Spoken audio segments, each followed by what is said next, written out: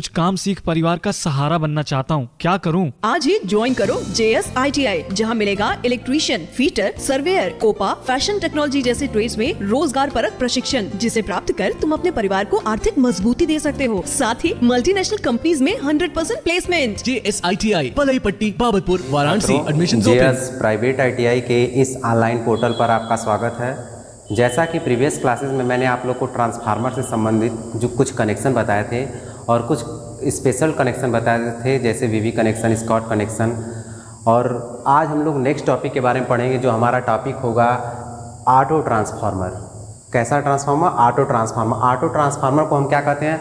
स्वपरिणामित्र के नाम से जानते हैं। एक ऐसा ट्रांसफार्मर होता है जिसको हम क्या कहते हैं? ऑटो ट्रांसफार्मर, या इसको हिंदी में हम लोग स्वपरिणामित्र कहते हैं।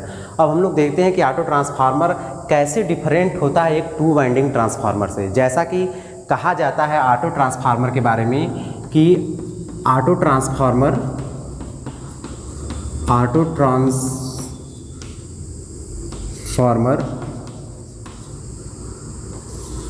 एक ऐसा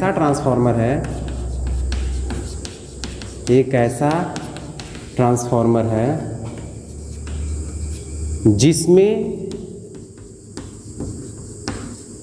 केवल एक वाइंडिंग होती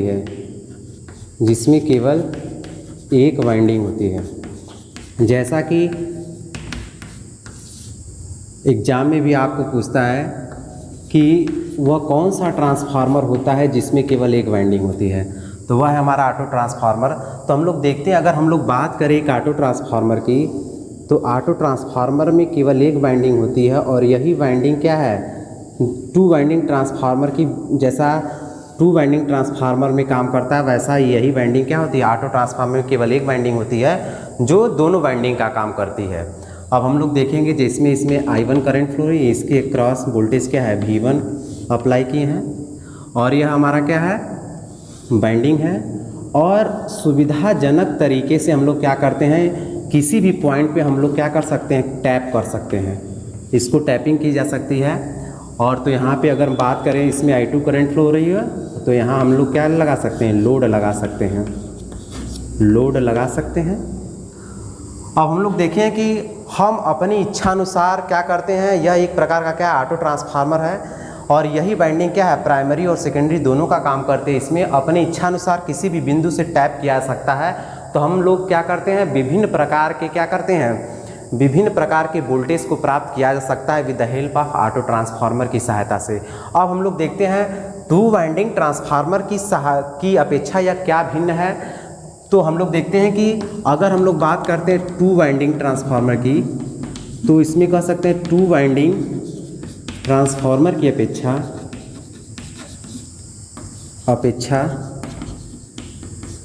इसमें कॉपर वायर कम लगते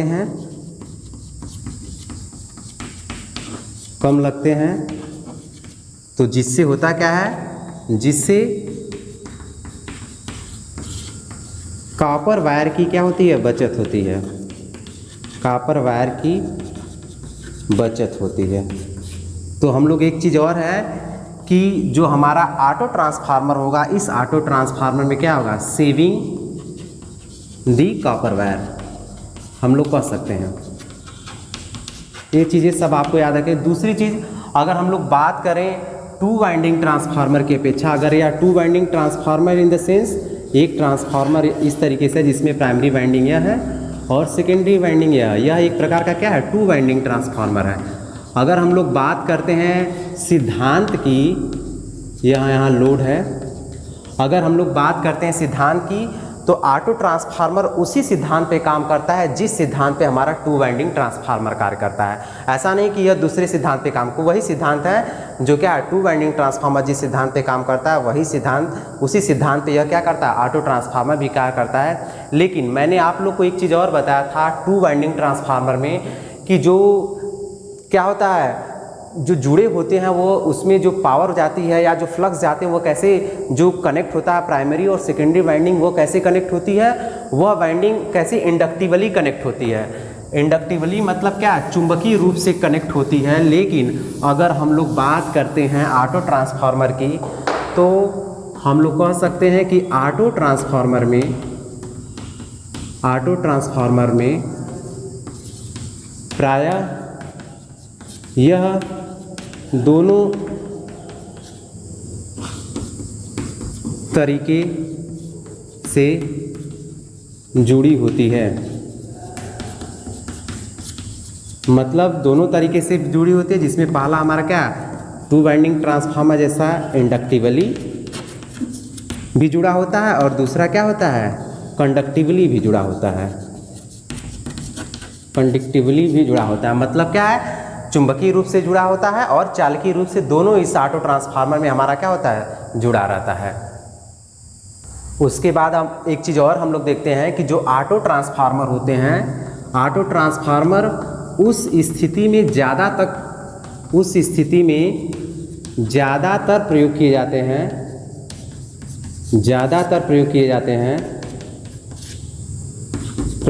जाते हैं जिनका ट्रांसफॉर्मेशन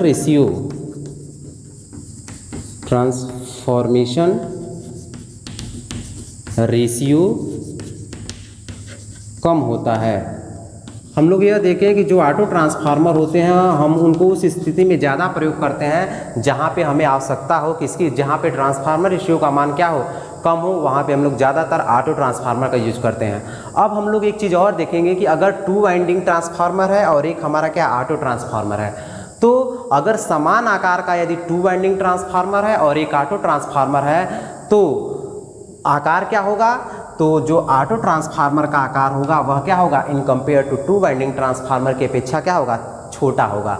अगर दो ट्रांसफार्मर, एक टू वाइंडिंग ट्रांसफार्मर और एक ऑटो ट्रांसफार्मर, दोनों अगर क्या हैं, समान रेटिंग के हैं, समान आकार के हैं, तो हम लोग कह सकते हैं समान रेटिंग के हैं, तो हम लोग कह सकते हैं अगर उसकी साइज या आकार क्या होगा, तो वह आकार जो होगा वो टू वाइंडिंग ट्रांसफार्मर की अपेक्षा ऑटो ट्रांसफार्मर का आकार क्या होगा, कम होगा। तो हम लोग लिख सकते हैं टू वाइंडिंग ट्रांसफार्मर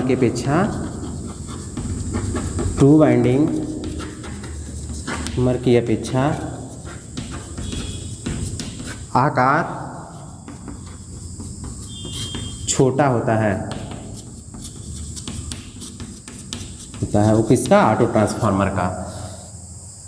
अब हम लोग एक चीज़ और देखेंगे कि जैसा जी ऑटो ट्रांसफार्मर की बात किसकी करते हैं, उपयोग की, तो ज़्यादातर उपयोग हम कहाँ करते हैं, यूजेस की बात कर रहे हैं। तो यूजेस में हम लोग यह देख रहे हैं कि जो ऑटो ट्रांसफार्मर है, अपनी इच्छानुसार हमें जितनी वोल्टता चाहिए उतना टैपिंग करके हम क्या कर सकते हैं, वोल्टेज को प्राप्त कर सकते हैं with the help of auto transformer.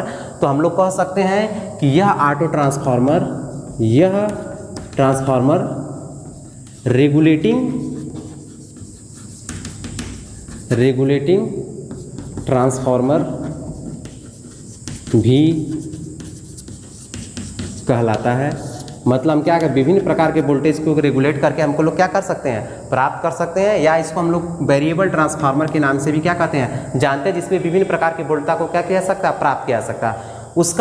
उसके बाद हमारा दूसरा उपयोग, सबसे ज़्यादा तक ऑटो ट्रांसफार्मर का उपयोग हम लोग कहाँ करते हैं, 3 फेज इंडक्शन मोटर के स्टार्टिंग मेथड में भी क्या करते हैं, इसका प्रयोग करते हैं। तो हम लोग कह सकते हैं इसका प्रयोग 3 फेज इंडक्शन मोटर को स्टार्ट करने के लिए ऑटो ट्रांसफार्मर स्टार्टर की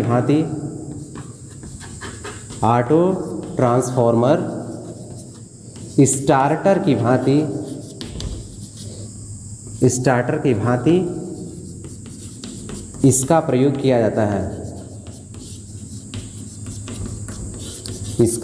किया जाता है।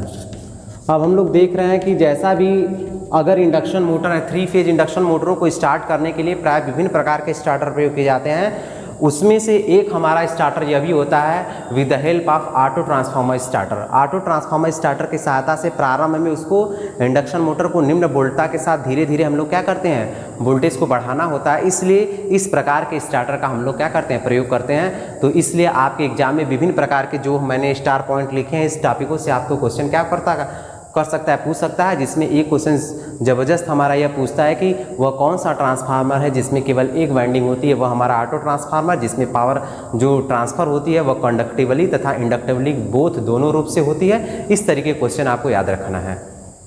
अब हम लोग आज एक नेक्स्ट टॉपिक देखेंगे, उसके बाद अगला टॉपिक हमारा ऑटो ट्रांसफार्मर के बाद नेक्स्ट टॉपिक है इंस्ट्रूमेंट ट्रांसफार्मर। यह भी एक प्रकार का ट्रांसफार्मर है जिसको हम कहते हैं उपयंत्र ट्रांसफार्मर या इंस्ट्रूमेंट ट्रांसफार्मर के नाम से इसको जाना जाता है।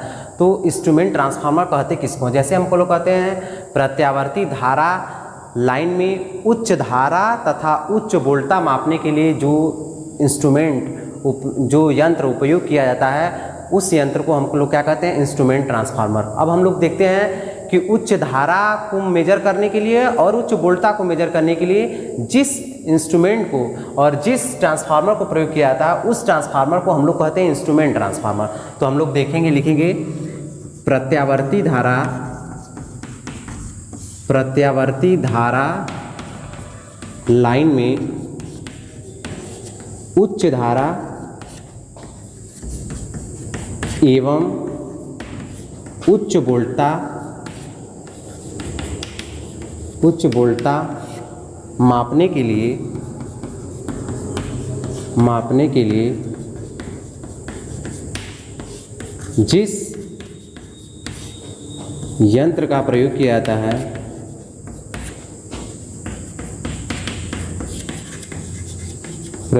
जाता है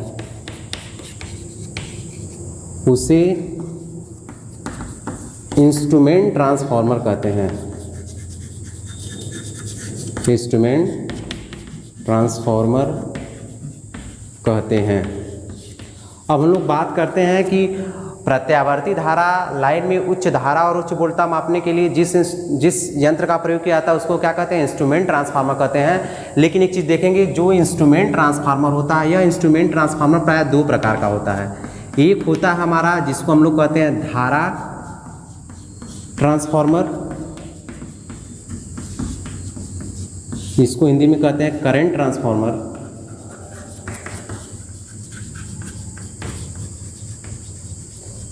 और दूसरा होता है हमारा विभव ट्रांसफार्मर। दूसरा कहते हैं विभव ट्रांसफार्मर, जिसको कहते हैं पोटेंशियल ट्रांसफार्मर। अब हम लोग देखेंगे अलग अलग तरीके से कि हमारा करंट ट्रांसफार्मर क्या होता है और पोटेंशियल ट्रांसफार्मर क्या होता है और इसका फिगर कैसे बनाते हैं, क्योंकि उसके फिगर से हमारे बहुत सारे क्वेश्चन पूछते हैं। तो हम लोग करंट और पोटेंशियल ट्रांसफार्मर को अलग अलग तरीके से देखेंगे। तो हम लोग देखेंगे कि हमारा यह करंट ट्रांसफार्मर क्या होता है। तो अब लोग बात कर रहे हैं करंट ट्रांसफार्मर की। तो हम लोग करंट ट्रांसफार्मर क्या कहते हैं, प्रत्यावर्ती धारा लाइन में उच्च धारा को मेजर करने के लिए। तो हम लोग कह सकते हैं क्या कि एसी लाइन मतलब प्रत्यावर्ती धारा या एसी लाइन में उच्च धारा को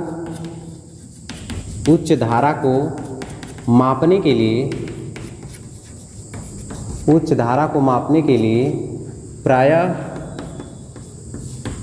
धारा परिणामित्र या जिसको क्या कहते हैं CT करंट ट्रांसफार्मर का प्रयोग किया जाता है। अब हम लोग देख रहे हैं क्या करंट ट्रांसफार्मर का प्रयोग कहाँ किया जाता है, उच्च धारा को क्या करने के लिए, मेजर करने के किसी ऐसी प्रत्यावर्ती धारा लाइन में उच्च धारा को मापने के लिए क्या किया जाता है, करंट ट्रांसफार्मर का प्रयोग किया जाता है। तो यह जो आप लोग फिगर देख रहे हैं, यह फिगर किसका है, करंट ट्रांसफार्मर का। करंट जो ट्रांसफार्मर लगाए जाते हैं वह प्रायः लाइनों की श्रेणी क्रम में लगाए जाते हैं। देखिए यह हमारी लाइनें हैं, ठीक है। इसी की श्रेणी क्रम में यह जो करंट ट्रांसफार्मर की प्राइमरी वाइंडिंग है और यह हमारी क्या है, सेकेंडरी वाइंडिंग है। यह क्या है, सेकेंडरी वाइंडिंग है और यह हमारी क्या है, कोर है। और यह तीनों मिल के हमारा क्या, अगर इसकी बात करें तो यह तीनों हमारा क्या मिल के एक CT बनता है। और यही CT क्या करता है, विद्युत धारा में प्रवाहित होने वाली लाइन को क्या करता है, धारा को क्या करता है, मेजर करता है। अब हम लोग देखेंगे कि दूसरा चीज़ यह क्या है कि अगर हमारी सेकेंडरी वाइंडिंग जो है वह सेकेंडरी वाइंडिंग लो रेंज की मतलब रो परास की एमीटर द्वारा शॉर्ट कर दी जाती है। एमीटर द्वारा शॉर्ट कर दी जाती है। और एक चीज़ के बाद शॉर्ट करने के बाद इसको क्या कर दिया जाता है, अर्थ कर दिया जाता है। और हम लोग यह देखते हैं जब भी करंट इसकी किसी भी सिटी की या किसी भी लाइन की अगर हम लोग को क्या करना है, विद्युत धारा को मेजर करना है, तो विद्युत धारा को मेजर करते समय इसकी सेकेंडरी हमेशा क्या होनी चाहिए, शॉर्ट होनी चाहिए। अगर ओपन रहेगा तो कोई भी व्यक्ति यदि वहाँ कार्य कर रहा है तो उसको क्या हो सकता है, शॉर्ट लग सकता है। इसलिए हमेशा करंट ट्रांसफार्मर की सेकेंडरी क्या होती है, शॉर्ट होती है। और शॉर्ट होने के बाद इसको अर्थ क्या कर दिया जाता है, अर्थ कर दिया जाता है। उसके अलावा एक चीज़ और हम लोग देखते हैं कि जो करंट ट्रांसफार्मर की प्राइमरी वाइंडिंग होती है उसको मोटे तार के नंबर ऑफ टर्न कम रखे जाते हैं, और सेकेंडरी वाइंडिंग क्या होती है, पतले तार के नंबर ऑफ टर्न ज़्यादा रखे जाते हैं। इस तरीके से हम लोग को जो बनाते हैं वो हमारा क्या होता है, करंट ट्रांसफार्मर होता है। और उसके बाद एक चीज़ और हम लोग देखेंगे कि जो हमारा सीटी होता है करंट ट्रांसफार्मर, एक प्रकार का क्या है, step up transformer. Step up transformer जिसकी प्राइमरी वाइंडिंग में नंबर ऑफ टर्न कम और सेकेंडरी वाइंडिंग में क्या है, नंबर ऑफ टर्न ज़्यादा है। तो हम लोग क्या कर सकते हैं, यह एक प्रकार का क्या होता है, स्टेप अप ट्रांसफार्मर होता है। तो इस तरीके से आपके एग्जाम में क्वेश्चन क्या हो सकते हैं, जितने में मैं स्टार पॉइंट लिख रहा हूँ उससे आपको क्या है, एक एक ऑब्जेक्टिव क्वेश्चन क्या हो सकता है, बन सकता है आपको एग्जाम में। तो इसको आपको ध्यान देने योग्य चीज़ें हैं ये। अब हम लोग नेक्स्ट टॉपिक पे चलते हैं, पोटेंशियल ट्रांसफार्मर या जिसको विभव परिणामित्र कहते हैं। तो हम लोग देख रहे हैं कि हमारा क्या है, पोटेंशियल ट्रांसफार्मर। तो हम पोटेंशियल ट्रांसफार्मर किसे कह सकते हैं, तो लिख सकते हैं पोटेंशियल ट्रांसफार्मर, पोटेंशियल ट्रांसफार्मर प्रायः उच्च वोल्टता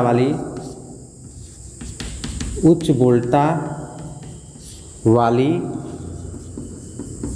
लाइन की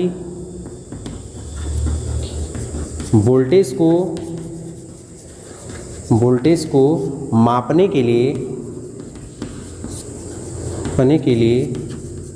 पोटेंशियल ट्रांसफार्मर या पीटी का प्रयोग किया जाता है, पीटी का प्रयोग किया जाता है। जैसा कि हम लोग देख रहे हैं कि जो हमारा फिगर यह दिख रहा है, यह फिगर या एक प्रकार का क्या है, पोटेंशियल ट्रांसफार्मर है। तो पोटेंशियल ट्रांसफार्मर क्या है, जब इसको हम जोड़ते हैं तो प्रत्यावर्ती धारा लाइन, जैसा कि करंट ट्रांसफार्मर को श्रेणी क्रम में, तो पोटेंशियल ट्रांसफार्मर को प्रत्यावर्ती धारा लाइन के पार्श्व में जोड़ा जाता है। पार्श्व में मतलब क्या, समांतर में। तो हम लोग क्या कह देंगे, इसको हम क्या कहते हैं, समांतर में जोड़ते हैं। लाइन के क्या करते हैं, समांतर में जोड़ते हैं। और उसके बाद जो हमारा यह पोटेंशियल ट्रांसफार्मर होता है, यह पोटेंशियल ट्रांसफार्मर वास्तव में कहें तो यह एक प्रकार का क्या है, स्टेप डाउन ट्रांसफार्मर है, कि जिसमें प्राइमरी में क्या है, नंबर ऑफ टर्न ज़्यादा और सेकेंडरी में क्या है, कम है। तो यह एक प्रकार क्या है, स्टेप डाउन ट्रांसफार्मर होता है। यह एक प्रकार का स्टेप डाउन ट्रांसफार्मर होता है। और एक चीज़ और हम लोग देखेंगे कि पोटेंशियल ट्रांसफार्मर की जो सेकेंडरी वाइंडिंग होती है वह क्या है, कम नंबर ऑफ टर्न्स के, इसीलिए हम लोग इसके क्या करते हैं, इसके सेकेंडरी में एक लो रेंज के वोल्ट मीटर को क्या कहते हैं, जिसकी रेटिंग 0 से 110 वोल्ट होती है, उसमें हम लोग क्या करते हैं, जोड़ देते हैं, जो इसकी वोल्टेज को क्या करता है, मेजर करता है। तो इस प्रकार का ट्रांसफार्मर हमारा क्या कहलाता है, पोटेंशियल ट्रांसफार्मर कहलाता है। और यह ट्रांसफार्मर विद्युत धारा, उच्च वोल्टता की विद्युत धारा लाइन में हो रही जो वोल्टता है उसको मेजर करने का, मापने का काम करता है। तो इस प्रकार के ट्रांसफार्मर को हम कहते हैं पोटेंशियल ट्रांसफार्मर। अब आज के लिए केवल इतना ही। अब नेक्स्ट टॉपिक में हम लोग अगला नेक्स्ट टॉपिक देखेंगे। उम्मीद है ये हमारा वीडियो आपको पसंद आया होगा। हमारे इस वीडियो को लाइक करें, शेयर करें तथा हमारे यूट्यूब चैनल को सब्सक्राइब करें तथा लेटेस्ट अपडेट पाने के लिए हमारे बेल आइकन को क्लिक करें। धन्यवाद।